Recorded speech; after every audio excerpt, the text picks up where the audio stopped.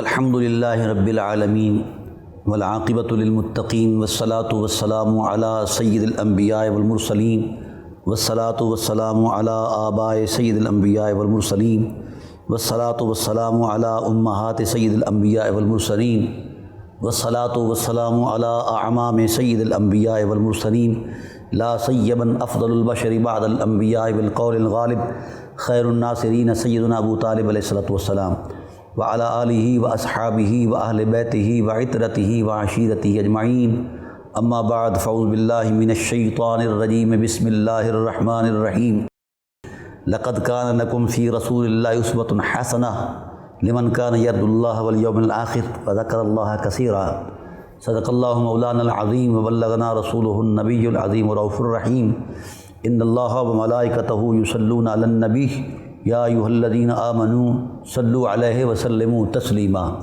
اللہم صلی علی محمد وعلی آل محمد کما صلیت علی ابراہیم وعلی آل ابراہیم انک حمید مجید اللہم بارک علی محمد وعلی آل محمد کما بارکت علی ابراہیم وعلی آل ابراہیم انک حمید مجید الصلاۃ والسلام علیک یا سیدی یا رسول اللہ وعلی آلک واصحابک یا سیدی یا حبیب اللہ الصلاۃ والسلام علیک یا سیدی یا رحمۃ للعالمین وعلی آلک واصحابک یا سیدی یا شفیع المذنبین۔ حمد و صلاۃ کے بعد انتہائی واجب القدر حاضرین و ناظرین بحمد اللہ تعالی عشرہ محرم الحرام اپنی عروج کی طرف رواں دواں ہیں۔ یہ دن اپنی حرمت میں تو بے مثال ہے ہی صحیح، اور اس دن کے دامن میں جو حقائق موجود ہیں محفوظ ہیں، وہ حقائق اور وہ عظمتیں ایک ایسا مقام رکھتی ہیں کہ جہاں مقامات بھی اپنے وجود کی بھیک مانگ رہے ہیں۔ ہماری گفتگو سلسلہ وار قرآن اور حسین کے تسلسل میں چل رہی تھی ان کے باہمی تعلق کے حوالے سے، تو اللہ تعالیٰ کی ذات نے رسول اللہ صلی اللہ علیہ وسلم کی ذات کے اسوہ کاملہ کو کائنات بھر کے باسیوں کے لیے حسن زندگی کا معیار قرار دیا ہے۔ اس اسوہ کاملہ کے جو مناظر ہیں قرآن کریم نے ان حقیقتوں کو بیان فرمایا ہے، اور یہ وہ اسوہ کاملہ ہے حضور سید عالم صلی اللہ علیہ وآلہ وسلم کی ذات والا صفات کے بعد صورت اور سیرت کی عظمت میں جو پہلا عنوان قائم ہوتا ہے اسوہ کاملہ کی حرمت میں، وہ سیدنا امام حسین علیہ السلام کی ذات والا صفات اور اہل بیت نبوت ہیں۔ اب رسول اللہ صلی اللہ علیہ وآلہ وسلم کی جو سیرت جس تصور عظمت میں اثر پذیر ہے، جہاں جہاں سے گزر کر اس کی نور بیزیاں کائنات محسوس کرتی ہے، آپ ابتدائے سیرت طیبہ سے لے کر یہ انتہائی عظمت تک آپ چلے جائیں مطالعہ کرتے ہوئے، تو ہر لمحے حوالہ سیرت کا جو روشن باب ہے وہ ایک پیغام دے رہا ہے، ہر حوالے سے پیغام دے رہا ہے، اور جس تصور عظمت میں سیرت طیبہ کو دین میں مؤثر مانا گیا ہے بطور دلیل، قرآن کریم اس کی نشاندہی کر رہا ہے، اجمالی طور پر بھی تفصیلی طور پر بھی قرآن کریم اس حقیقت کی نشاندہی کر رہا ہے۔ تو ناظرین کرام، سیرت طیبہ پر مشتمل جتنی آیات وابستہ ہیں، رسول اللہ صلی اللہ علیہ وآلہ وسلم کی نجی زندگی ہو، خلقی ہو، اخلاقی ہو، تہذیبی ہو، معاشرتی ہو، تمدنی ہو، جس بھی انداز میں آپ نے جہاں جہاں روشن حقائق بیان فرما کے اپنی طرز زیست سے تو انسانیت کو وہ رہنما حقیقتیں عطا فرمائیں کہ وہ رہنما حقیقتیں قیامت تک ایک روشنی کا مینار بھی ہیں اور عظمتوں کا معیار بھی ہیں۔ تو ہماری سابقہ گفتگو کے اندر یہ بات طے تھی کہ سیرت حسین اور سیرت رسول دو الگ حقیقتیں نہیں ہیں۔ بس اتنا کہا جا سکتا ہے کہ حضور سید عالم صلی اللہ علیہ وسلم کی سیرت آئینہ ہے، اور اس سیرت میں محسوس ہونے والا جو حسن سیرت ہے وہ امام حسین کی ذات ہے۔ اور یہ دونوں حقیقتیں دو الگ جہات سے، اس کا الگ سے کوئی تصور نہیں ہے، کیونکہ رسول کی صورت اور رسول کی سیرت کا عین میرا حسین ہے۔ اور پھر قرآن کریم نے یہ ٹائٹل کے طور پر ارشاد فرمایا کہ میرا رسول جب زبان کو حرکت نہیں دیتا بغیر وحی کے، تو پھر اپنے کردار کی عظمت کو بغیر وحی کی روشنی کے تسلسل میں کیسے وہ پیش کرے؟ اس لیے تو سیرت رسول کا ہر لمحہ عین وحی الہی کے تسلسل میں ہے۔ تو گویا اب تین محاسن عظمت تینوں جو ہیں وہ ایک سنگم میں جمع ہو رہے ہیں، حسن وحی الہی اور صاحب وحی الہی کی سیرت کا حسن، اور پھر حضور کی ذات کے بعد جناب امام علی مقام علیہ السلام کی سیرت کا پورا تقدس جو ہے وہ اگر نام تو الگ ہیں لیکن مقصدیت کی حرمت میں وہ ایک سنگم ہے، ایک حقیقت ہے۔ اور اس کی نشاندہی قرآن میں کر چکا، اس کی نشاندہی صاحب قرآن صلی اللہ علیہ وآلہ وسلم بھی فرما چکے۔ قرآن کریم نے اگر رسول اللہ صلی اللہ علیہ وآلہ وسلم کی محبت کا درس دیا ہے تو پھر اسی قرآن نے میرے حسین کی محبت کا بھی درس دیا ہے۔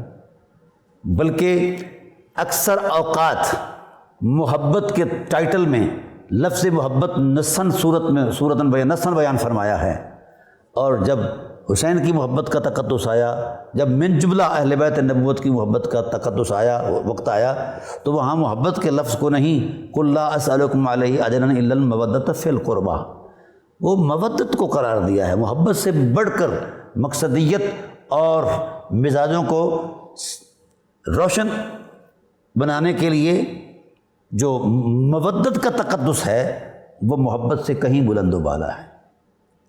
بہرحال اب قرآن کریم کے روشن آیات کے منظرنامے میں دیکھیں تو مودت فطرت کی معراج ہے، اور فطرت کی روشنی میں جو روشن چراغ ہیں وہ اہل بیت نبوت ہیں۔ ان کی محبت کے بغیر نہ انسانی فطرت کے اندر کوئی ارتقاء پیدا ہو سکتا ہے، اور نہ ان کے عمل کے اندر، نہ اخلاق کے اندر، نہ کردار کے اندر، نہ رویوں کے اندر، کیونکہ ان کے بغیر زندگی کا بطور زندگی تصور ہی کوئی نہیں ہے۔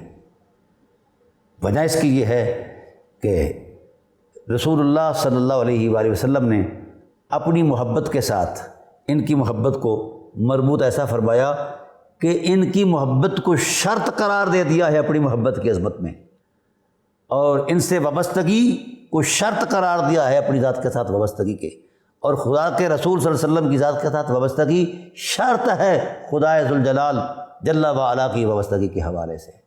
تو یہ کیسا مربوط اور کیسا حرمت مآب ماحول ہے کہ خدا کی محبت، رسول کی محبت، قرآن کی محبت اور صاحب قرآن صلی اللہ علیہ وسلم کی محبت اور اہل بیت نبوت کی محبت کوئی الگ الگ عنوان نہیں رکھتی، وہ مرتب ہیں، مربوط ہیں ایک حقیقت کے ساتھ۔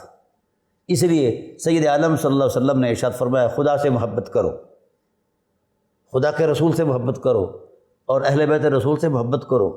یا رسول اللہ ان کی محبتوں کا الگ الگ کوئی نظریہ ہے؟ فرمایا نہیں۔ حسنین کی محبت شرط ہے میری محبت کے لیے، اور میری محبت شرط ہے خدا کے ذات سے محبت کے لیے۔ تو گویا اضافات شرط فات الجزاب، جب شرط نہیں رہے گی تو جزا بھی نہیں رہے گی۔ جو خدا سے تو پیار کرتا ہے مگر حسین سے پیار نہیں کرتا وہ جھوٹا ہے اپنی محبت میں، جو قرآن سے تو پیار کرتا ہے مگر حسین سے پیار نہیں کرتا وہ جھوٹا ہے اپنی محبت کے دعوے میں، جو رسول سے تو پیار کرتا ہے مگر سبت رسول سے پیار نہیں کرتا وہ اپنی محبت کے دعوے میں جھوٹا، وہ اپنے عمل کی طہارت میں جھوٹا ہے۔ جتنا مرضی خود سے کوئی پاک دامن بن لے، جب تک اسوہ حسینی اس میں مؤثر دلیل کی صورت میں نہیں اترتا تو اس وقت تک اس کا دائرہ عمل کسی شفافیت سے آشنا نہیں ہو سکتا، اور کسی تقدس کے ساتھ اس کی وابستگی نہیں ہو سکتی، بلکہ قابل قبول ہی نہیں ہے۔ اس کے تقوی طہارت کے سارے دائرے بے اثر ہیں، اس کی حقیقت کوئی نہیں، کیونکہ اس کا تقوی طہارت، اس کی ساری عظمت جو ہے وہ بغیر دلیل کے ہے۔ حسین کے رویے دلیل ہیں عصمت کی، حسین کا اخلاص رویہ وہ دلیل ہے عصمت اور حرمت اور اپنا عفت کی۔ وجہ یہ ہے کہ یہ بات میرا طے شدہ خیال نہیں ہے، بلکہ اسلوب کلامی الہی بھی اسی تسلسل کو بیان کرتا ہے، اور میرے رسول کے مزاج کے اندر جو تدریجی تسلسل موجود ہے، اس حوالے سے بھی رسول اللہ صلی اللہ علیہ وآلہ وسلم بھی اسی عظمت اور حرمت کو بیان کر رہے ہیں۔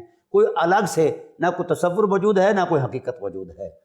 تو جو شخص ان حقیقتوں کو اپنے خیال کی دنیا میں امتیاز دینا چاہتا ہے تو وہ احمقوں کی جنت میں رہتا ہے، اس کا دین سے، علم سے، تحقیق سے، انسانیت سے کوئی تعلق نہیں ہے، شرف سے کوئی تعلق نہیں ہے۔ وجہ یہ ہے کہ ایک حقیقت کو ربط کی عظمت میں قرآن بیان کر رہا ہے، رسول بیان کر رہا ہے، مشیت الہی بیان کر رہی ہے، تو پھر اس ربط میں اپنے نقطۂ نظر کی فرسودہ تصور سے کے ساتھ، جہت فکر کے ساتھ اگر کوئی ترازو کرتا ہے تو وہ اپنے من میں جھوٹا ہے، وہ سوسائٹی کے اندر بھی جھوٹا ہے، خدا کے ہاں بھی جھوٹا ہے، رسول کے ہاں بھی جھوٹا ہے، اور قرآن کے تقدس کے ہاں بھی وہ جھوٹا ہے، اور حسنین کی حرمت کے ہاں بھی وہ جھوٹا ہے۔ یہ کہاں سے تراشا ہم نے دی کہ ہم قرآن سے حسین کو الگ تصور میں پیش کریں اور حسین کو قرآن کے الگ ٹائٹل سے پیش کریں؟ قرآن ہم پر نازل نہیں ہوا،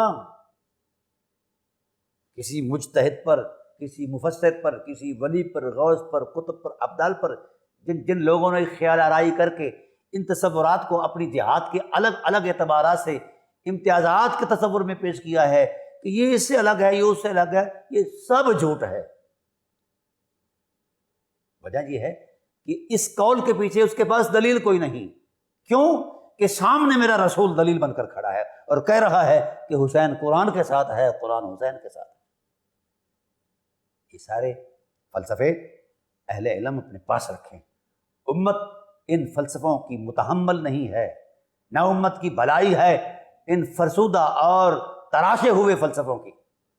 امت وحدت چاہتی ہے، امت بقا چاہتی ہے، امت نجات چاہتی ہے، امت اخوت چاہتی ہے، امت جو ہے خدا کا قرب چاہتی ہے، امت رسول صلی اللہ علیہ وسلم سے وابستگی چاہتی ہے۔ تو پھر جو خطوط میرے رسول نے امت کی وحدت کے لیے قائم کیے ہیں، جو خطوط میرے رسول نے امت کی بھلائی کے لیے قائم کیے ہیں، وہی خطوط حق ہیں۔ تراشا ہوا تصور دین جھوٹا ہے، جھوٹا ہے، جھوٹا ہے، ہم اس کا انکار کرتے ہیں، بغاوت کرتے ہیں۔ پوری امت اس تراشے ہوئے تصور دین سے بغاوت کا اعلان کر دے جس میں کوئی بھلائی نہیں، صرف افتراق ہے، انتشار ہے، عصبیت ہے، اور جناب والا بغض ہے، حسد ہے، کینہ ہے، نہ جانے کیا کیا ہے۔ اور میں اپنے حسد کو، اپنے کینے کو، اپنی سرکشی کو قرآن کے ٹائٹل میں بیان کر رہا ہوں، شرم آنی چاہیے مجھے۔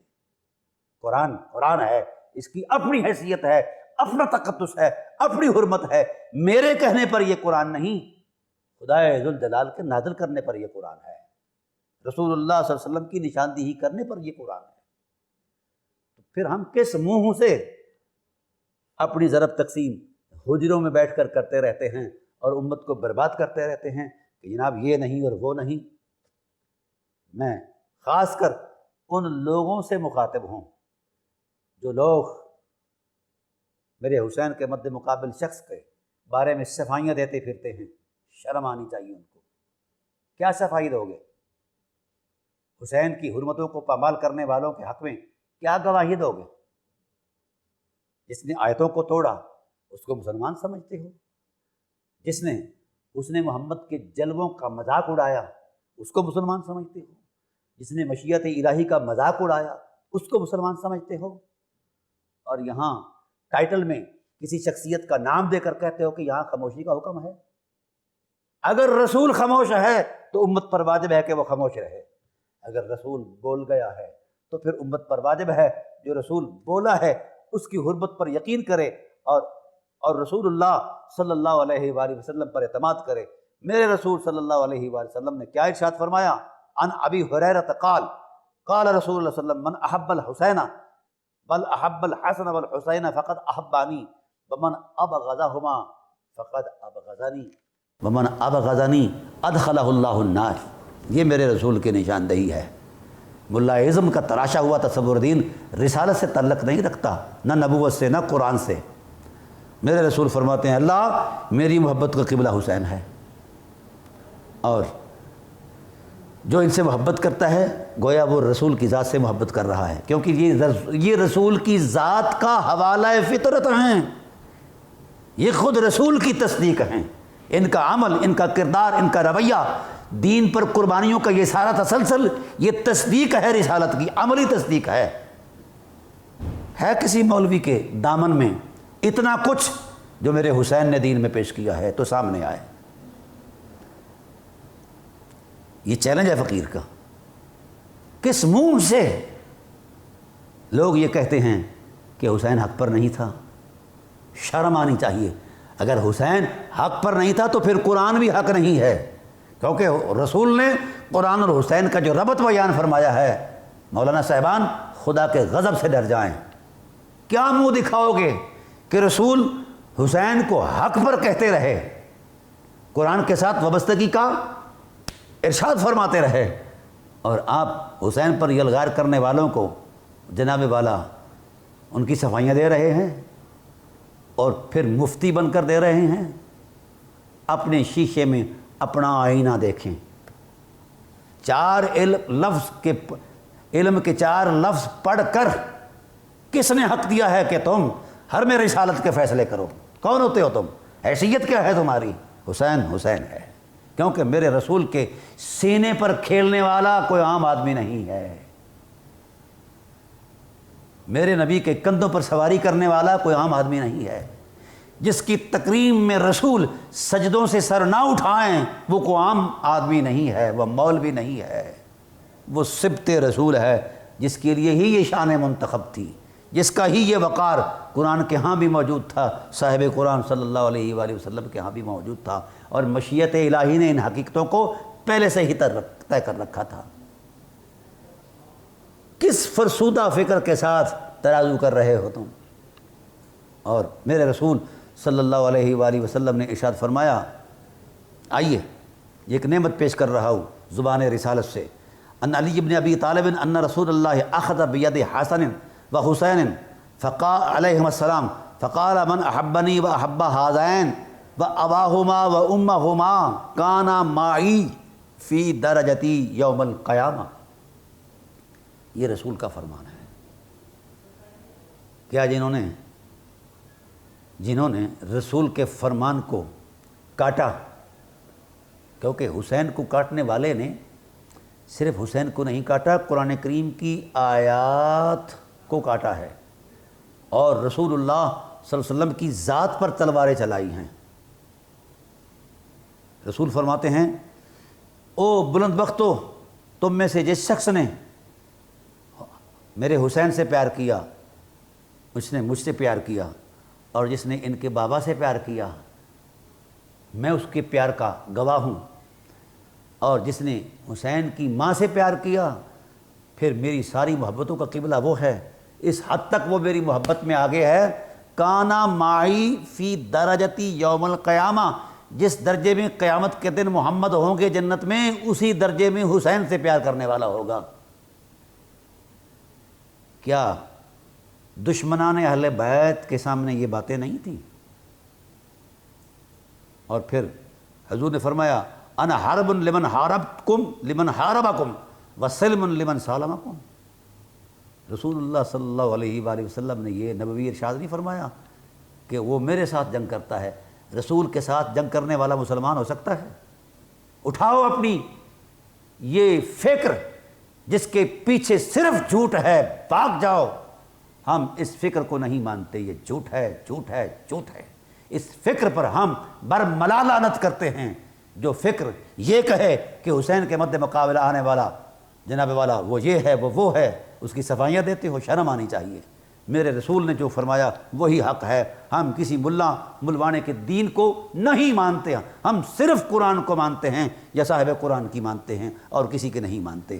رسول اللہ صلی اللہ علیہ وآلہ وسلم نے اور بھی ارشاد فرمایا، سئل رسول اللہ صلی اللہ علیہ وسلم ایو اہل بیتک احب الیک، یا رسول اللہ آپ کے اہل بیت میں سب سے زیادہ محبوب آپ کو کون ہے، جس سے آگے محبت کا کوئی تصور موجود نہ ہو؟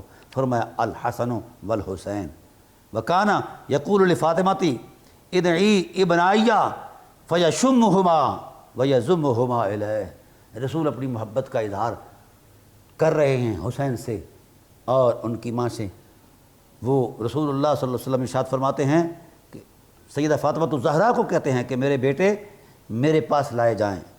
جب لائے جاتے تو میرے رسول ان کو سونگنا شروع کر دیتے، تسکین پاتے، اور حضور نے فرمایا الا ان عیبتی التی آوی الیہا، لوگوں ہوش سے سنو اور اپنے خیال سے بلند ہو کر یقین کی عظمت پہ سنو۔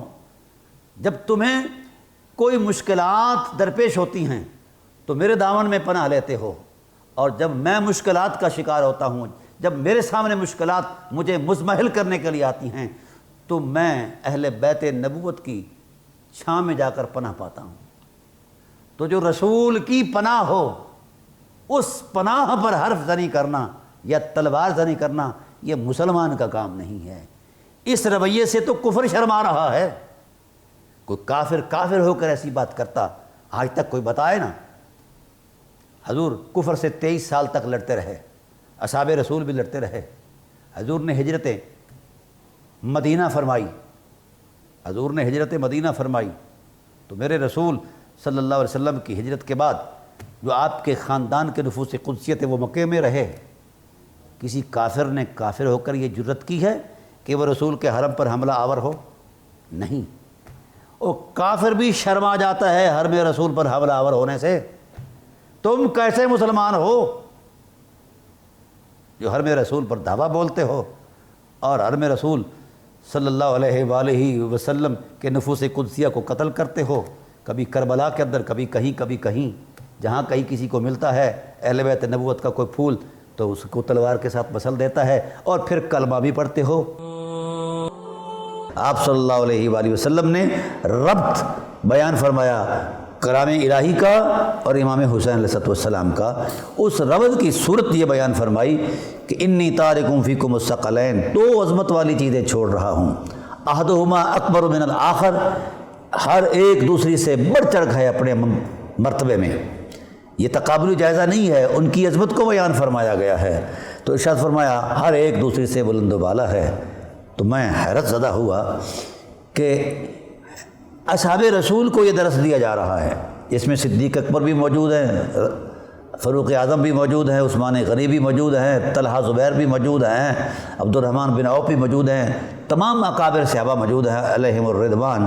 ان کو یہ مخاطب ہو کر فرمایا جا رہا ہے اصحاب رسول دو چیزیں تم میں خصوصاً چھوڑے جا رہا ہوں۔ اب میں معاصر اہل علم پر ایک سوال کرتا ہوں، اگر یہ دو حقیقتیں الگ ہوتی تو رسول اللہ ان کو الگ تشخص میں بیان کر دیتے، لیکن یہ کہنا احدہما اکبر من الآخر، یہ تو کوئی صاحب وحی سے پوچھے کس منظرنامے کی حرمت میں آپ نے یہ بیان فرمایا ہے۔ تو ناظرین کرام آپ غور فرمائیں، یہ دو عظمتوں میں چھوڑ کر جا رہا ہوں، یہ تمہاری نجات کی ضمانت ہیں۔ ان تمسکتم، جب تک امت ان سے وابستہ رہے گی تب تک امت گمراہ نہیں ہوگی۔ یہ ایک تاریخی جملہ تھا، میں سمجھتا ہوں یہ خدا کے آسمان سے بھی بڑا جملہ ہے، کیونکہ نبوت کا جملہ ہے۔ ان تمسکتم لن تضلوا بعدی ابدا، اگر تم ان سے وابستہ رہے، چونکہ یہ ہے کیا؟ اللہ کے حسن کے جلوے ہیں۔ اللہ کا حسن جو سینہ محمد صلی اللہ علیہ وسلم پر نازل ہوا اور سینہ محمد سے منتقل ہو کر مزاج حسین کا حصہ بنا، فطرت حسین کا حصہ بنا، فطرت اہل بیت کا حصہ بنا، اور فطرت اہل بیت نبوت میں اس طرح پیوست ہو گیا کہ دونوں میں ایسا ربط اور ایسا تعلق قائم ہوا کہ قیامت تک ان کو کوئی نہیں جدا کر سکتا، بلکہ قیامت کی طاقت بھی اس کو جدا نہیں کر سکتی۔ یہ کیسا حرمت مآب فیصلہ ہے، یہ کیسی عظمت والی یہ صورت بیان فرمائی رسول اللہ صلی اللہ علیہ وسلم کی ذات والا صفات نے۔ اب اس پر کسی تعبیر، تشریح، توضیح کی ضرورت ہی نہیں، اور رسول اللہ نے گنجائش ہی نہیں چھوڑی۔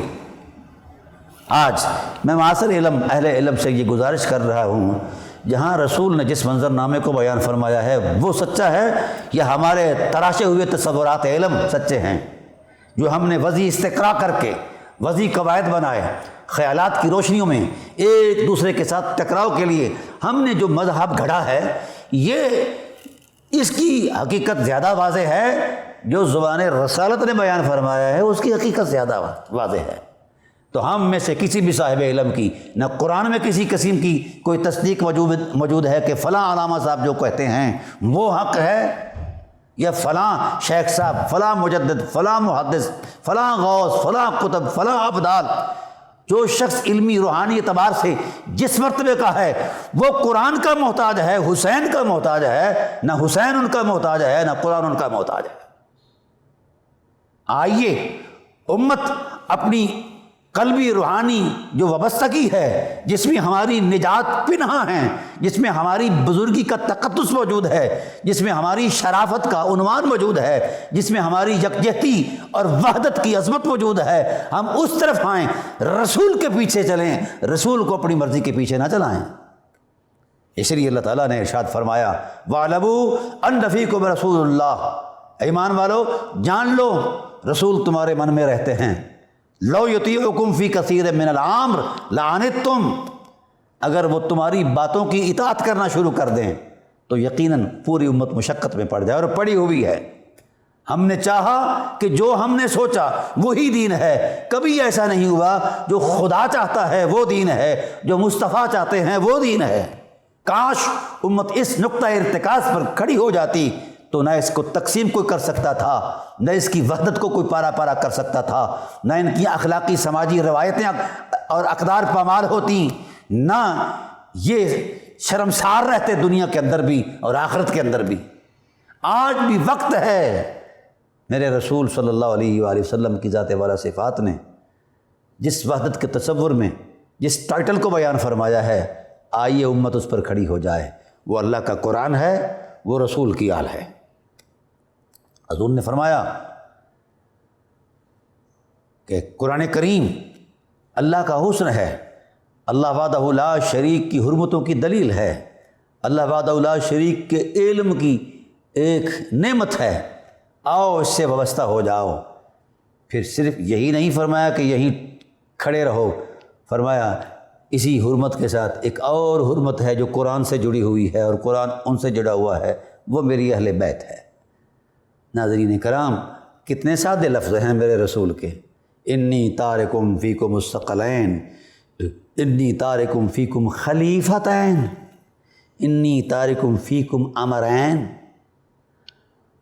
رسول دو عالم صلی اللہ علیہ وسلم کی ذات والا صفات نے تو قرآن اور اہل بیت کے درمیان توازن نہیں قائم کیا اور ترازو نہیں کیا، بلکہ مقصدیت کی عظمت کو ملحوظ خاطر رکھ کر بیان فرمایا کہ قرآن علم ہے اور اہل بیت اس علم کی عملی عظمت اور صورت اور گواہی ہیں، ساتھ ساتھ رکھا ہے۔ تو پھر ہم نے کیسے یہ تراش لیا ہے کہ قرآن الگ چیز ہے، صحابہ اپنا اہل بیت نبوت یا حسین الگ حقیقت ہیں۔ جو شخص، یاد رکھنا، یہ فقیر کے دل کا ارمان بھی ہے اور خدا کی مشیت کا اظہار بھی ہے اور رسول اللہ کے مزاج کا احساس بھی ہے، یہ آپ کے سامنے رکھ رہا ہوں۔ جو شخص قرآن کی تکریم کا تو اعتقاد رکھتا ہے مگر حسین کو باغی کہتا ہے، حسین کی حرمت کا احترام نہیں کرتا، وہ رسول اللہ کے فتوے کے مطابق قرآن کی تذلیل کرتا ہے، قرآن کی تکریم سے جی چراتا ہے، وہ رسول اللہ صلی اللہ علیہ وآلہ وسلم کی حرمت باب فیصلے کے مطابق قرآن کا انکار کرتا ہے۔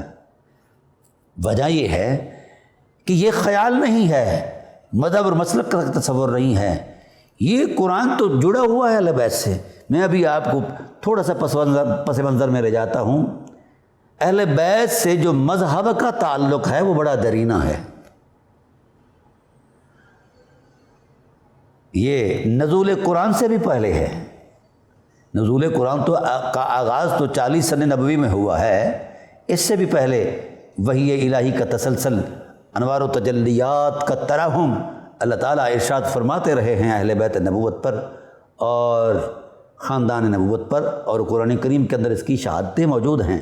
اس پر اگر آپ تفصیلات میں اترنا چاہیں تو پھر میری کتاب عصمت والدین مصطفیٰ اور قرآن کریم، قرآن عظیم میں یہ بات دیکھیں گے تو آپ کو نظر آئے گی۔ تو ہم نے امت نے جب سے خود سے فیصلے کرنے شروع کر دیے ہیں، نہ امت رہی ہے، نہ وحدت رہی ہے، نہ اس کے اخلاقی عظمتیں قائم رہی ہیں، ہر طرف سے اس امت کو پریشان کیا جا رہا ہے، اور کفر کی طاقت یہ سمجھتی ہے، آج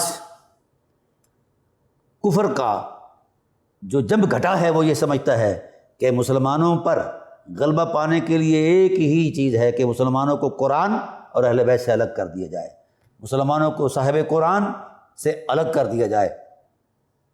جب تک امت مقتضائے قرآن پر نہیں چلتی اور تقاضائے مزاج نبوت پر نہیں چلتی، اس وقت تک نہ امت کہلانے کی یہ حقدار ہے، نہ یہ امت ہے۔ میں اس لیے انکار کر رہا ہوں کہ جس ٹائٹل میں تمہیں تشخص ملا ہے، جب اس ٹائٹل سے تم رخ پھیر رہے ہو، مرضیاں کر رہے ہو، قرآنی آیات کی تشریحات کے اندر اپنے تراشے ہوئے تصور دین کو پیش کر رہے ہو، یہ میری تلخی جو اس وقت ہمارے اہل علم ہیں ان سے میں مخاطب ہوں، معاصر اہل علم سے۔ ہمیں کس نے حق دیا ہے کہ جو ایک میں مذہب تراشوں اور کھینچ کر قرآن کریم کی آیات کا مضمون اسی پر چشمہ کر دوں؟ نہیں کہیں۔ قرآن کسی مذہب پر نہیں، مسلک پر نہیں، مشرب پر نہیں، کسی صوفی پر نہیں، مولوی پر نہیں، مجتہد پر نہیں، مفسر پر نہیں، کسی بھی مقتدر شخصیت پر نازل نہیں ہوا۔ قرآن سینہ محمد صلی اللہ علیہ وسلم پر نازل ہوا ہے۔ قرآن کا فہم جس انداز میں مصطفیٰ نے دیا ہے وہی اتھینٹک ہے، وہی بابسوق ہے، اسی کی حقیقت ہے۔ جو ہم نے سوچا ہے، خیال آرائی کی ہے، وہ غلط ہے۔ اس لیے رسول اللہ صلی اللہ علیہ وآلہ وسلم نے ارشاد فرمایا تھا، من قال فی القرآن بالرأی فلیتبوأ مقعدہ فی النار، جس نے قرآن کو رائے کے ضمن میں بیان کیا، رائے کے تصور میں بیان کیا، جو قرآن میں اپنی رائے کا استعمال کرتا ہے، وہ یقین کر لے کہ اس کا ٹھکانہ جہنم ہے، خواہ وہ مولانا ہے، خواہ وہ پیر صاحب ہے، خواہ وہ مجتہد ہے، خواہ وہ جیسا ہے۔ حیرت اس بات پر ہے کہ وحی الہی قرآن کی صورت میں لوح محفوظ پر سے اتری ہے، ہم اس خلق کے باشندے، ہماری سوچ کہاں، مشیت الہی کے نور کے جلوے کہاں، ہماری سوچ کی پستیاں، خیالات کے تصورات کی پستیاں کہاں، حرمت رسول اور مزاج رسول کی حرمت مآب جذبوں اور احساسوں کی حرمت کہاں؟ خیال کرنا چاہیے۔ میں ہاتھ جوڑ کر اہل علم سے عرض کرتا ہوں، معاصر اہل علم سے، کہ خود کو رسول نہ بنائیں، کیونکہ رسالت ختم ہو چکی ہے۔ جب رسالت کا منصب سوائے ذات محمد کے اور کسی کے پاس نہیں ہے، اس وقت وہ خاتم النبیین کے ٹائٹل میں ہیں، تو پھر تمہیں کس نے حق دیا ہے اٹھ کر اپنی بات کو منوانے کے لیے کبھی جتھے بناتے ہو، کبھی راستے بند کرتے ہو، کبھی کچھ کرتے ہو، کبھی کچھ کرتے ہو؟ یہ باتیں نازیبا ہیں، یہ رویے غلط ہیں، امت کے لیے، بالخصوص پاکستان کے تقدس کے لیے، اس کی جغرافیہ کی حرمت کے لیے یہ زہر قاتل ہیں۔ ہمیں اس حرمت میں آنا ہوگا جس حرمت کی قرآن دعوت دیتا ہے، جس حرمت کی صاحب قرآن دعوت دیتا ہے۔ قرآن کریم نے بڑا خوبصورت دعوت کا منظرنامہ بیان فرمایا ان الذین یحادون من حاد اللہ ورسولہ ولو کانوا آباءہم او ابناءہم او عشیرتہم اولئک کتب فی قلوبہم الایمان۔ اللہ اکبر۔ یہ قرآن پاک کی سادہ نصوص ہیں جو اللہ تعالیٰ کی ذات نے بطور سبق ہمیں بیان فرمایا کتب اللہ لاغلبن انا ورسلی، اللہ تعالیٰ کی ذات نے طے کر رکھا ہے غلبہ خدا کی عظمت کا ہے اور رسولوں کی عظمت کا ہے، کیونکہ اللہ صاحب قوت ہے، غالب قوت والا ہے۔ ان اللہ قوی عزیز لا تجد قوما یؤمن باللہ والیوم الآخر یوادون من حاد اللہ ورسولہ۔ میرے حبیب کائنات کے باسی آپ کی چاہتوں میں جو ڈوبے ہوئے ہیں، یہ آپ کے پیار کی عظمت میں اتنے آگے جا چکے ہیں کہ یہ اپنی فطرت کے مزاج سے بھی اوپر بلند ہو کر اپنے ماں باپ کو پیچھے چھوڑا ہے، بہن بھائیوں کو پیچھے چھوڑا ہے، قرابت رشتہ دار پیچھے ہیں اور ذات محمد آگے ہے۔ ہر رشتہ پیچھے ہے، ہر تعلق پیچھے ہے۔ یہی وہ لوگ بلند بخت ہیں جن کے دلوں کی تختی پر ہم نے دست قدرت سے ایمان کی تحریر لکھ دی ہے نور کی عظمت میں۔ وَأَيَّدَهُمْ بِرُوحٍ مِّنْهُ، اللہ نے اپنی جناب خاص سے ان دلوں کی تکریم کا پہرا دینے کے لیے فرشتوں کے رسول جبرائیل علیہ السلام کو حکم دیا ہے کہ یہ وہ مقدس احساس ہیں یہ وہ مقدس جلوے اور جذبے ہیں جہاں محمد کے پیار کی رہنائیاں انگڑائی لے رہی ہیں، لہذا جبرائیل ان حرمتوں کی پہرے داری کر۔ وَيُدْخِلُهُمْ جَنَّاتٍ تَجْرِي مِن تَحْتِهَا الْأَنْهَارُ رَضِيَ اللَّهُ عَنْهُمْ وَرَضُوا عَنْهُ، یہ اللہ سے راضی ہو چکے ہیں، اللہ ان سے راضی ہو چکا ہے۔ اولئک حزب اللہ، یہی اللہ کی جماعت ہیں، یہی اللہ کے دین کی حرمت اور بقا کی ضمانت ہیں۔ الا ان حزب اللہ هم المفلحون، محبوب ہم سند نازل فرما رہے ہیں کہ اللہ کی جماعت ہی، اللہ کا حزب اور اللہ کا گروہ ہی کامیاب رہے گا، دنیا کے اندر بھی کامیاب رہے گا اور آخرت کے اندر بھی کامیاب رہے گا۔ یہ کتنا خوبصورت منظرنامہ ہے کہ ساری کائنات کی محبتوں کا قبلہ اللہ نے ذات محمد کو قرار دیا ہے۔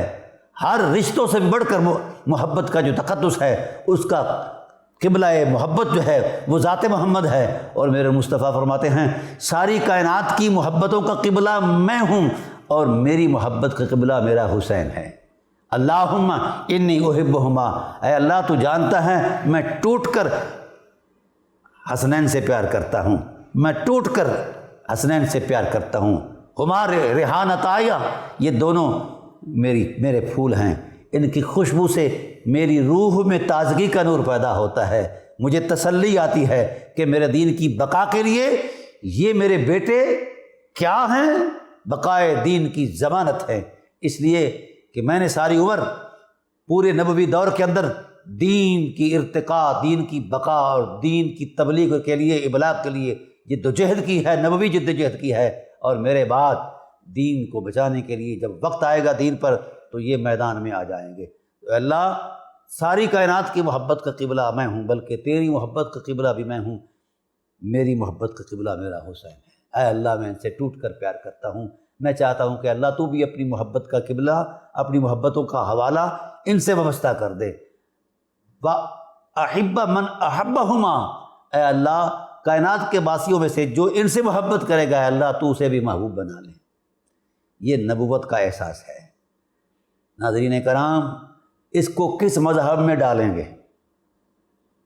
میں معاصر اہل علم سے درخواست کر رہا ہوں، رسول اللہ صلی اللہ علیہ وآلہ وسلم کی محبتوں کو زخمی کرنے سے کون بندہ مسلمان رہ سکتا ہے؟ آج ممبروں پر واویلا ہو رہا ہے، گلیوں محلوں کے اندر، اور میڈیا ٹرائل یہ بات ہو رہی ہے، اور دشمنان اہل بیت نبوت کو پروموٹ کیے جا رہا ہے، ان کی تکریم اور تعظیم کو دین کا حصہ قرار دیا جا رہا ہے۔ یہ رسول سے دشمنی ہے، یہ قرآن سے دشمنی ہے، یہ ذات حق سے دشمنی ہے۔ رسول اللہ صلی اللہ علیہ وسلم نے اسی تسلسل کو بیان کرتے ہوئے فرمایا، انی حارب لمن حاربتم و انی سالم لمن سالمتم، اے میری اہل بیت، اے حسین، اے حسن، جو شخص تمہارے مد مقابل آئے گا وہ رسول کے مد مقابل آئے گا، میں اس سے جنگوں گا۔ اس کی میرے ساتھ جنگ ہے، تمہارے ساتھ جنگ نہیں ہے۔ اور جو تم سے پیار کرے گا میری اس کے ساتھ صلح ہے، جو تمہارے ساتھ صلح کرے گا۔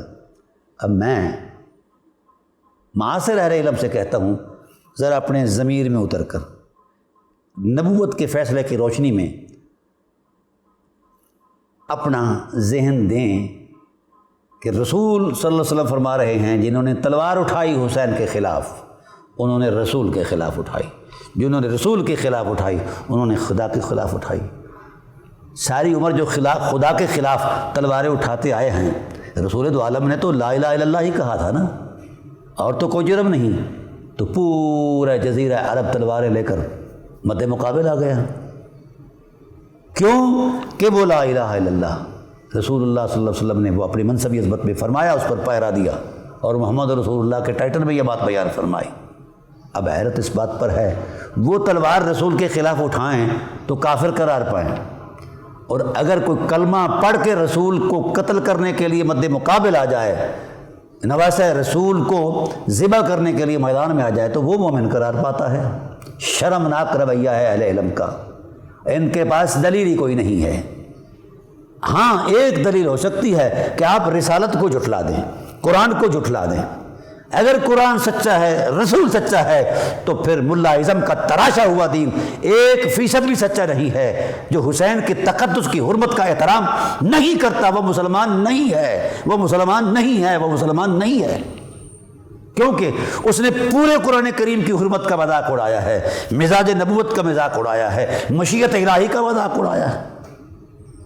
جب صاحب وحی یہ کہہ رہے ہیں جو حسین سے الجھے، اس نے رسول سے الجھنے کا اپنے آپ کو پیش کر دیا ہے، وہ رسول سے الجھ رہا ہے، وہ رسول پر تلوار اٹھا رہا ہے۔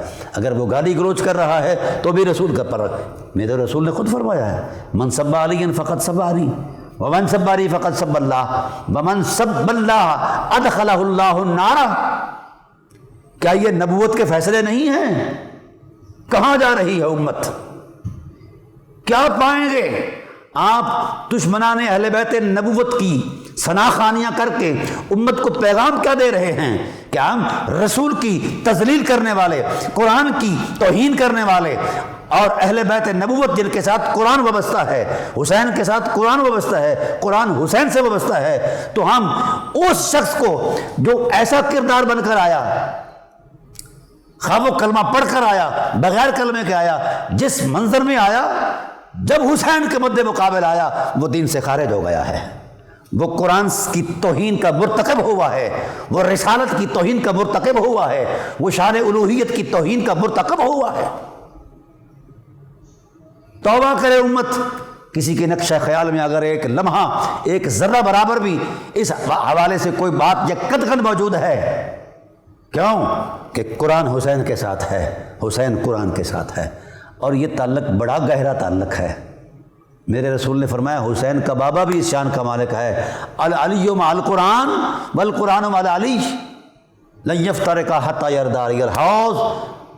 علی کا بابا بھی قرآن کے ساتھ ہے اور قرآن علی کے ساتھ ہے، بلکہ علی کا دادا بھی قرآن کے ساتھ ہے، علی کا بابا بھی قرآن پاک کے ساتھ ہے۔ پہلا یہ شخص ہے سرزمین عرب پر جس نے قرآن کریم کا تعارف کروایا ہے عربوں کو، او یؤمنوا بکتاب منزل عجب علی نبی کموسیٰ کذنون یاتی بامر جلی غیر ذی عوج کما تبین فی آیات یاسین۔ کیا ہے یہ وہ پہلا شخص ہے کائنات کے اندر جس نے رسول سے بھی پہلے قرآن کا تعارف کروایا ہے کہ اللہ تعالیٰ کی طرف سے امر جلی آ رہا ہے، اس میں کوئی ٹیڑھا پن نہیں ہے۔ لوگوں اگر سچائی چاہتے ہو تو پھر سورہ یاسین میں اتر کر آؤ۔ میں یہ کرنا چاہتا ہوں، کیوں مذاق بنا رہے ہیں دین حقہ کی حرمت کو؟ اگر ہم نے مذاق بنایا تو قیامت تک ہم مذاق بن کے رہیں۔ فَيَسْخَرُونَ مِنْهُمْ سَخِرَ اللَّهُ، جو اللہ کی حرمتوں کا مذاق اڑاتا ہے وہ مذاق بن جایا کرتا ہے۔ اور آج بھی جو حسین کے مد مقابل آئے ان کا نام نفرت کی علامت ہے، اور میرے حسین کا نام محبت کی شناخت ہے، محبت کا معیار ہے، دین کی حرمت میں ایک حوالہ ہے۔ اس لیے میں امت سے کہتا ہوں حسینی ہو جاؤ، چھوڑ دو یہ ساری جوڑ توڑ مذہبی مسلکی فکری، یہ ملا اعظم کا تراشا ہوا تصور دین ہے۔ جو رسول نے تصور دین دیا ہے وہ یہی دیا ہے کہ قرآن حسین کے ساتھ ہے، حسین قرآن کے ساتھ ہے۔ جو حسین سے الجھتا ہے وہ قرآن کا انکار کرتا ہے۔ اللہ تعالیٰ امام علی مقام علیہ السلام سے وابستگی کی عظمت نصیب فرمائے۔ وما علینا الا البلاغ۔